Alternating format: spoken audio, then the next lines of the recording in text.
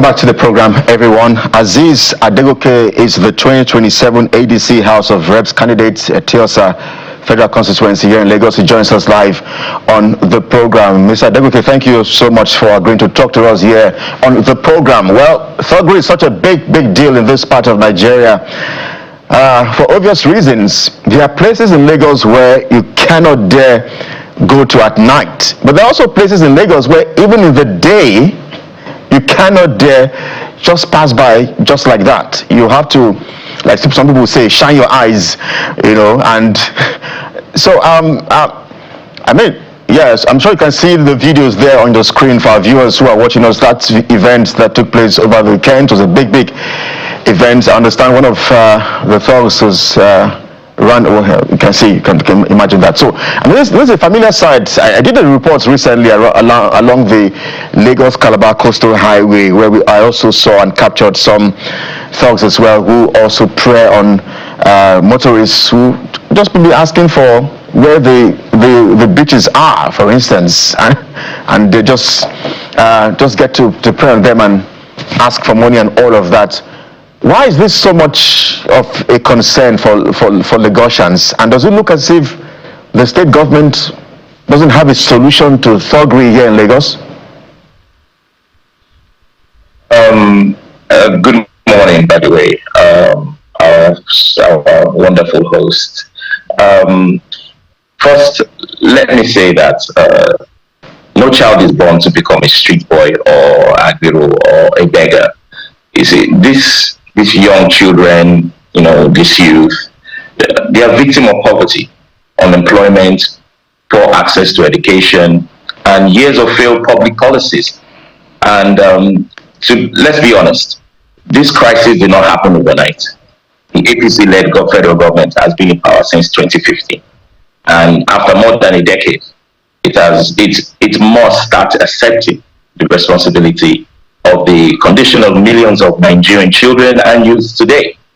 When families cannot afford to feed their children, when millions of young people are unemployed, when children are out of school and they survive, by begging at traffic lights, that is not a failure of the children or the youth. It is a failure of governance. And but however, I'm not running for office to simply apportion blame, although there's plenty blame to go around. I'm running for office in order to provide solutions, and my manifesto is built around preventing children from ending up on the streets in the first place. That is why I personally am advocating that we have to have free, quality public education from nursery to tertiary level, and free childcare and early learning programs in order to make sure that these children don't initially be used or be coerced. And of course, addition to that, there's youth skills acquisition, vocational training, and entrepreneurial skills or support. I'm not talking about kuli or akara. No. And we all need to understand that Nigeria, in this 21st century, on the global stage, we should be number one. And that cannot happen unless we talk about things like industrialization and job creation, to provide for meaningful employment. And we need to have some kind of remedial or support for vulnerable families, especially for food support for vulnerable families. And apart from that, we need to also... Yeah, so I mean, so that we can squeeze in as many questions as possible. So okay, sure, we're in that season where it looks like the government always takes a softer stance so long as thugs are concerned, because it is believed that, sometimes they are very useful during elections. So would you say that the government here in Lagos perhaps is complicit, and that is why we are where we are in terms of the level of thugs in Lagos, from Berger to Oshodi? In fact, Oshodi, Mushi, those areas are like a no-go area. You have to be very, very careful. even the historic and landmark Lagos-Calabar Coastal Highway, there are shanties along that axis, and the government would argue that, you know what, we've demolished some of those shanties and they keep coming back. But I wonder if you think maybe perhaps because it's just a few months, it's an election year, as would say, do you think the government is complicit? Well, like I said earlier, the government has a lot of blame to take in this thing because this is like a failure of policy or governance. You know, no matter how we all look at it, you know, I don't think there's some kind of malicious behind it. That the government was not, you know, has not been competent enough not to take the right step, take a bold, step towards the right vision on how to treat this problem. And the reason why it keeps coming back and reoccurring over and over again is because the government just simply doesn't know. The APC government doesn't really know what to do with that problem. And we are seeing that even in our economy, they don't know what to do. Understand? What about employing these people? How do we train them? Technical schools, all those kind of things. And then we find that a lot of the time when they apprehend these people, they arrest them, they extort money from them, and then now catch and release. And then we're back in the same circle over and over and over again. And that's what we keep seeing out there on the street. And I personally, you know, I've experienced the same thing. But, you know, as a politician, you try to take it with a grain of salt. But yes, the government has a lot to do with it. And in fact, everything really rests on the government and how they want to treat this matter. But I believe that a lot of technical training, entrepreneurial skills, and of course support, you know, will go a long way in order to, you know, rescue us from this problem. Aziz, I'm looking at those pictures and the video, very disturbing. Some of them, these are not children, some of them. Some are very able-bodied men. So let's compartmentalize this issue. For the young ones, you know, in terms of policy, because this has gone beyond, there has to be multi-pronged approach. If you see what goes on, especially on the island, whether it's for the very young boys or for the ones who are meant to be, you know, almost old enough to be fathers in some sense, even being part of all of this. Talk to us about something that can be done drastically. Now we're talking about them chasing luxury cars. If you go to the market, for instance, that's why I say it looks like this whole thing is institutionalized and the failure of government, which I would like you to address. If you go to the market, let's say maybe Tejuasho, or you go to Butero, you dropped your goods on the ground. Before you know, you are surrounded. You're asking yourself, what exactly did this person do for you that it needs money? You go to buy electronics somewhere, you're driving towards your estate, they'll stop the vehicle that is carrying your electronic to pay. For what exactly? The kind of things we pay for in Nigeria is very disturbing.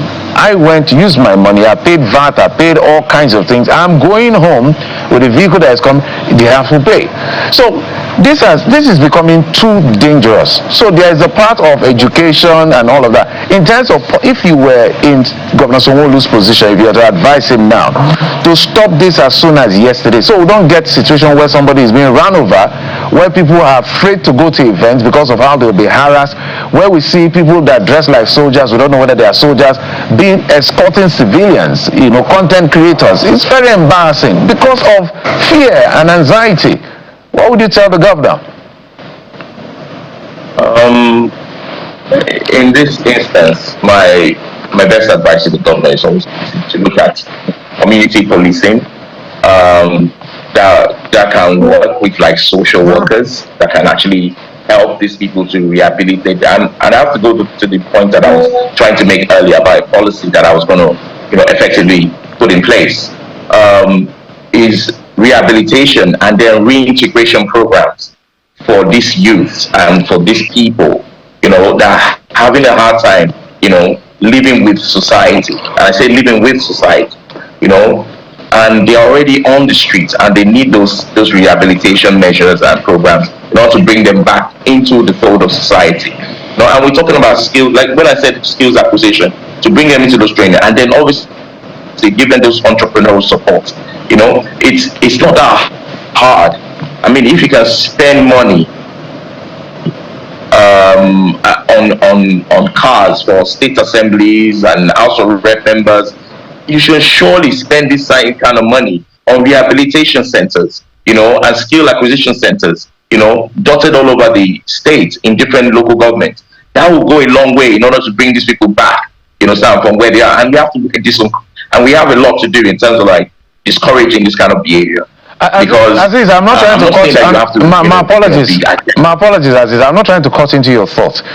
I will not sit here and pretend that these guys are not weapons in the hands of politicians, and it's not a unique Lagos problem. I was born and raised in Rivers State, so I understand very well what violence and all of these things mean. And now politicians can, do all kinds of things, and they'll always deny.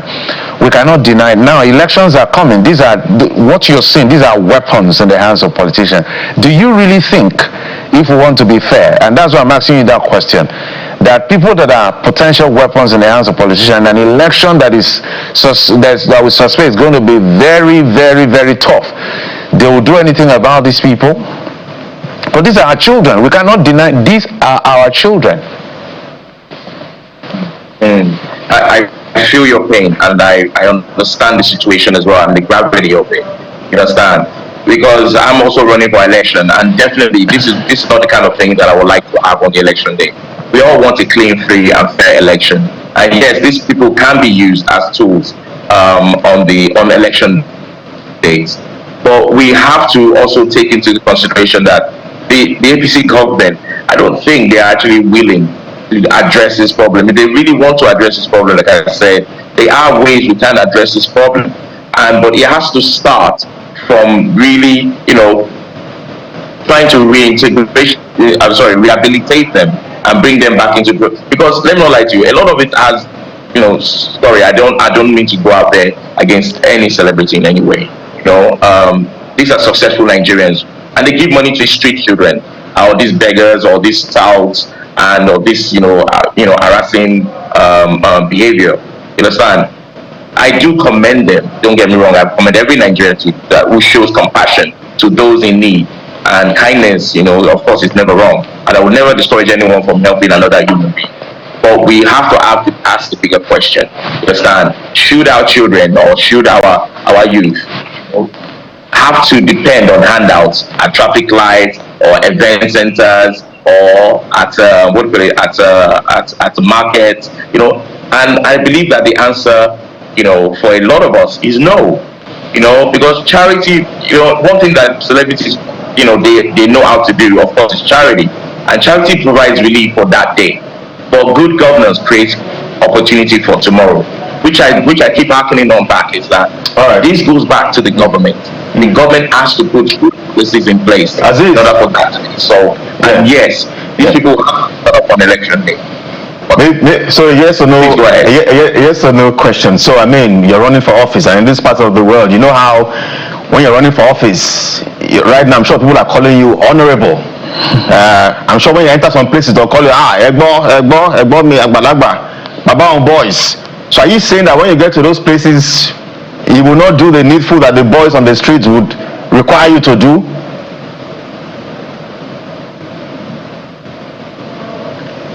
Oh, yes or no answer? Yes, please. Hello? Yes, please. Yes or no? Yes or no? Yes. Well, no, there's a culture in politics which has been indriven into all of us.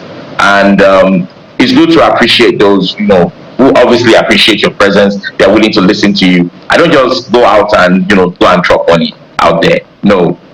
We have a meeting, we discuss, we talk about the future, how it's going to look like, what are the policies, how it's going to affect their lives. And of course, it's good to ingratiate them and, for the fact that they came all this way to listen to you, to understand what you want to do for Nigeria.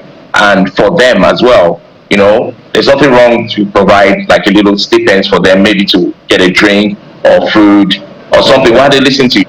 That's not a bad idea. Of course, you can do that kind of thing, but I don't think you just throw money at them. No, it's even wrong. I don't think that's the way forward. All right. So what you give them is yours is stipends. You don't. It's what you've called it a very fantastic name. What's anchor at this point? Certainly, the reality is that